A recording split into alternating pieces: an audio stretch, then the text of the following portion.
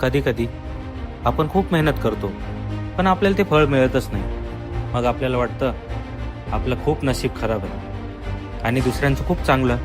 पण एक गोष्ट अनुभवावरून सांगतो, एक दिवस असा येतो, मेहनतीपुढे नशीब नेहमीच हारतं.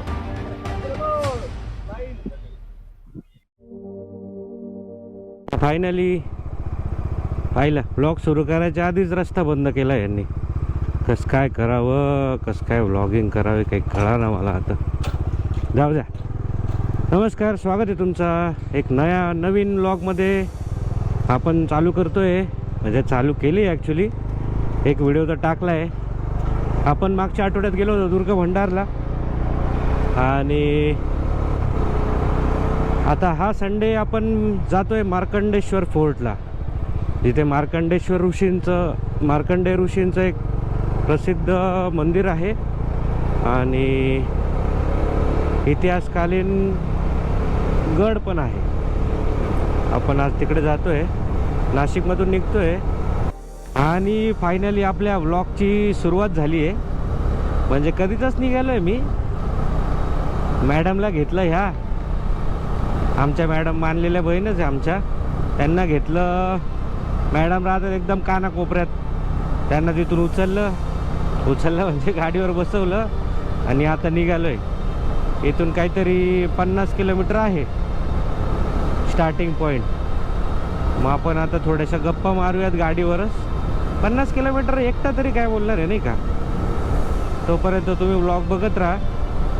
आणि आपण गड किल्ले मोहीमची सुरुवात केलेली आहे. पहिला गड आपण गेलो होतो दुर्ग भंडारला, जो ब्रह्मगिरीच्या शेजारी आहे. एकदम मस्त वातावरण. सकाळी 4 वाजता निघालो होतो. त्याच्यानंतर ब्रह्मगिरी बघितलं, जटा मंदिर बघितलं. खूप मजा आली. व्ह्यूज असे खतरनाक होते. त्यामुळे तुम्ही मस्ट विजिट येतो. समजा तुम्हाला नाशिकला छोटा ट्रेक करायचा असेल तर तुम्ही दुर्ग भंडारला जाऊ शकता. सॉरी, मार्कंडेयच बोलत होतो. दुर्ग भंडारला तुम्ही जाऊ शकतात. माझा पूर्ण ब्लॉग बघा. चॅनलला सबस्क्राईब केलेलं नसेल तर सबस्क्राईब करा. बाकी थोड्या वेळाने भेटूयातच. माझी काय बडबड थांबणार नाही आणि तुम्ही मला काय लाईक करणार नाही. त्याच्यामुळे भेटूयात आपण परत. चालू ठेवा व्लॉग, संपवत नाही एवढ्या लवकर. आता बऱ्याच जणांना प्रश्न पडला असेल की अचानक गड किल्ले मोहीम आणि व्लॉगिंग कसं काय सुरू केलं. तर याचं कारण म्हणजे आयुष्यात एक कन्सिस्टन्सी आणण्यासाठी.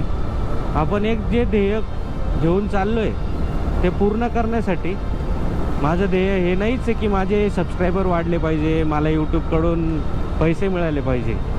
पण माझ्या पर्सनल आयुष्यात मला कन्सिस्टन्सी हवी आहे. माझा पास्ट खूप खराब गेला 1 वर्षापासून. तो मला ओव्हरकम करायचा आहे. आणि गड किल्ले फिरल्याने काय होतं तर स्वतःला शोधता येतं. 4 वाजता उठून 3 वाजता उठून काय मिळतं तर हे मिळतं, अशी थंड हवा, असे छान रस्ते आणि आपण दोघे, म्हणजे तुम्ही आणि मी. त्याच्यामुळं हा ब्लॉग बघत राहा. कसा वाटतो नक्की सांगा. काही बदल करायचे असतील, माझी मराठी कशी वाटते ते पण सांगा. वैसे मुझे हिंदी भी आती है पर हिंदी मुझे जमती नहीं है, इसलिए देखते रहो, हंसते रहो. और स्पीड ब्रेकर पे गाड़ी डालते रहो. आजूबाजू बघते का कसं आहे. तर एक भयान दृश्य आहे, भयान. कोणीच नाही. हा रस्ता आहे.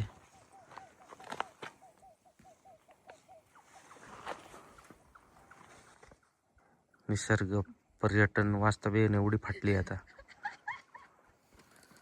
सकाळचे 5:30 वाजले. 5:30 नाही, 6 वाजायला 5 मिनिट. कोणीच नाही आमच्या इथं. काय करावं बोला. हा ब्लॉग आला तर समजा मी जिवंत आहे, नाही आला तर टाटा, राम राम, बाय बाय, दहाव्याला भेटू. चिकन म्हणजे देव पण एवढी साथ देत असतो ना. हा व्ह्यू बघा. आणि आम्ही इथंच दोघंच. 2 मिनिटं आधी ह्या 2 गाड्या आल्यात, त्याच्यातून 10-15 ट्रेकर्स आलेत. म्हणजे जेव्हा आपण ठरवतो तेव्हा देव कोणत्या ना कोणत्या वेने आपली मदतच करत असतो. चला, 10 बार काशी, 1 बार मार्कंड ऋषी.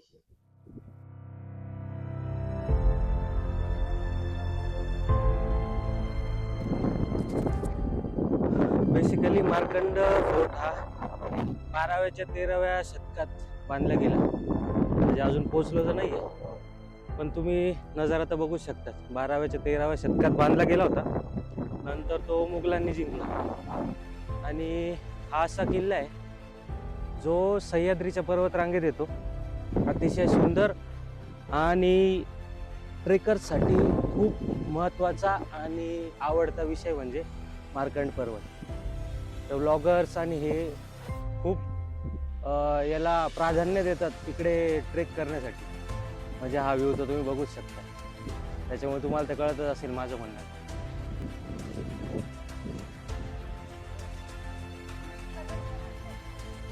कलर्स काय आता इथे रंगपंचमी खेळते.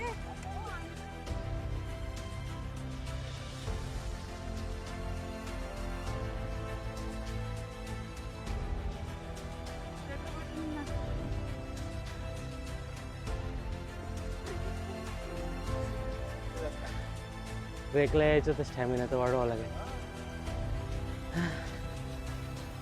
ब्रह्मगिरी आठवते ना? ब्रह्मगिरी आठवते. ब्रह्मगिरी सोपा आहे, हा थोडा अवघड वाटतोय मित्रांनो. बघू पूर्ण चढतो का मी.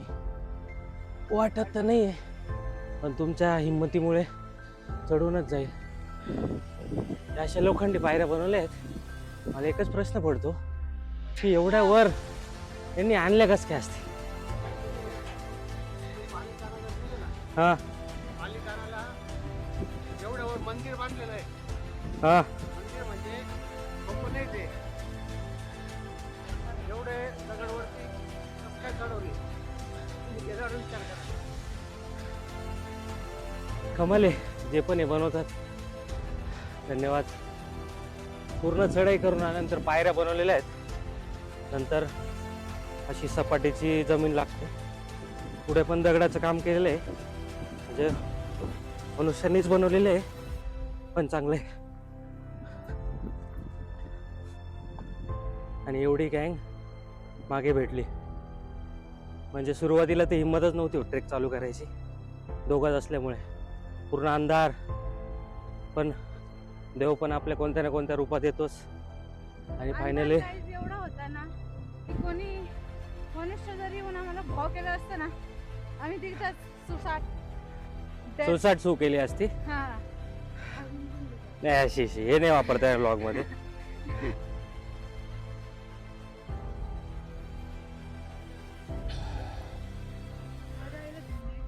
चांदू मामा, हिचा मामा सूर्य मामा. चेहऱ्यावर ग्लो दिसतोय का? हे आणण्यामुळे आलाय जो माझ्या मागे उभा आहे. म्हणजेच आपले सूर्यदेवता. खतरनाक व्ह्यू. आपला गड किल्ले मोहीमचा हा दुसरा गड. थोडी फाटली पण अजून तरी मजाच येते. व्ह्यू तर तुम्हाला दिसतोच आहे. नेक्स्ट टाइम तुम्ही पण मला जॉईन करू शकता. नाशिकमध्ये असणार तर, नाशिकच्या बाहेरून येत असणार तर बाकीचा पत्ता कसा पोचायचं सगळं डिस्क्रिप्शनमध्ये डिटेल देतोच. बघत राहा ब्लॉग. कसा वाटतोय नक्की सांगा. आणि सबस्क्राईब केलं नसेल तर सबस्क्राईब पण करा. बघा जमलं तर करूनच टाका.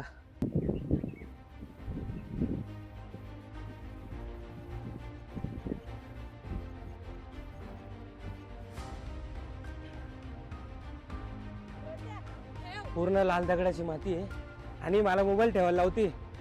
मित्रांनो सांगायला व्लॉग बनवू का नको बनवू. ये बा झाला होता कांड परत. ए गाप.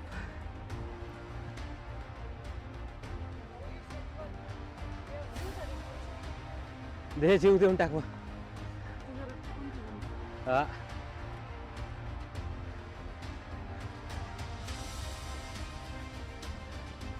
Herbal life.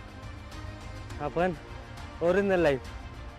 आम्ही आमची गाडी ते पार्क करून एवढं वर आलो. अजून एवढं जायचं आहे. तोपर्यंत तुम्ही व्ह्यू बघा, सबस्क्राईब बी करून घ्या. हे संपलाय वाटतं अजून. म्हणजे अजून अर्धा तास लागेल. काय उतरणं अवघड आहे असं. दिसतच आहे ते चढायला थोडं सोपं वाटतं. मित्रांनो, जो व्ह्यू तुम्हाला दाखवेल ना मी, भाई पहिल्यांदा आलो इथे, पण पाहिल्यावर जे दृश्य डोळ्यासमोर आले, डायरेक्ट साक्षात आई उभी, डायरेक्ट मन प्रसन्न झालं, पूर्ण थकवा निघून गेला. फायनली त्या स्पॉटवर पोहोचलोय. 2.5-3 तासाची मेहनत, सकाळी लवकर उठून ट्रेकिंग चालू करणं, अंधाराची फाटलेली हालत, आणि शेवटी मंदिर.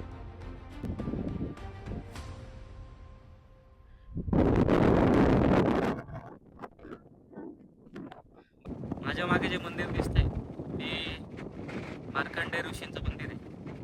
आणि मार्कंडेय ऋषी कोण? त्यांनी महामृत्युंजय मंत्र दिला या जगाला. महामृत्युंजय मंत्राची एवढी ताकद आहे की कोणत्याही शक्तीला ते जिंकू शकतो, असं महामृत्युंजय मंत्र असतं. आणि हेच ते मंत्र जे महादेवांना मार्कंडेय ऋषीने दिले, म्हणून सगळ्यात जास्त महत्त्व मार्कंडेय ऋषींना दिलं जातं. म्हणून म्हणतात 10 बार काशी 1 बार मार्कंडेय ऋषी.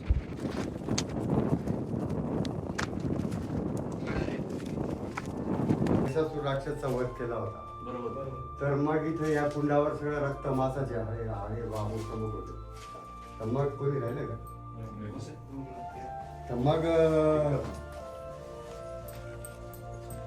तर मार्कंडेयने आदेश केला आई साहेबांनी की बुवा हे साफ करा. मग त्यांना ते कुठलं दिसलं नाही, ते काशी दिसून मग तिथलं हे पाणी आलेलं आहे. 12 महिने तसं नसतं ना. हो.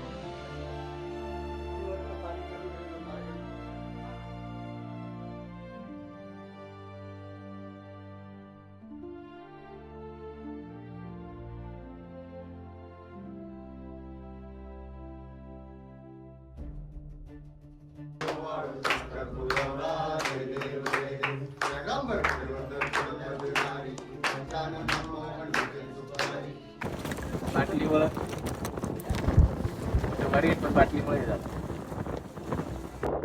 नाही उतर, बघू कशी उतरतात. बसली ही पोरगी 100 मीटर उतरली असेल, 300 वेळेस बसली आणि खाली उतरायला. 100% टाकणार डायरेक्ट. तेव्हा कसं उतरते.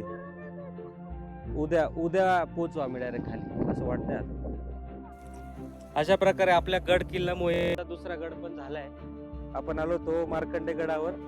मार्कंडेय ऋषींचं मंदिराचं दर्शन घेतलं, त्यानंतर एक सुपर व्ह्यू बघितला, जे मंदिराच्या पलीकडे आपल्याला डायरेक्ट सप्तशृंगी देवीचं दर्शन होतं. त्यानंतर खूप भारी व्ह्यू मध्ये आपण आपला व्लॉग संपवतो.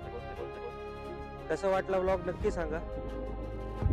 सबस्क्राईब करा, लाईक करा, शेअर करा, आणि अशाच कंटेंटसाठी मला फॉलो करा, जेणेकरून आपली पूर्ण सिरीज 40 किल्ल्यांची सिरीज आपण करतो, पूर्ण करण्यास मला हिंमत पण मिळेल, थोडीशी मोटिवेशन पण मला हवी. अशाच फॅन्टॅस्टिक कंटेंटसाठी फॉलो करा. जय हिंद, जय महाराष्ट्र. जेव्हा आपण मागे वळून अशा किल्ल्याकडे बघतो आणि विचार करतो की खरंच आपण एवढा किल्ला चढून आलो आणि उतरून पण आलो, तेव्हा कळतं की आपण खरंच ट्रेकर आहे आणि करू शकतो.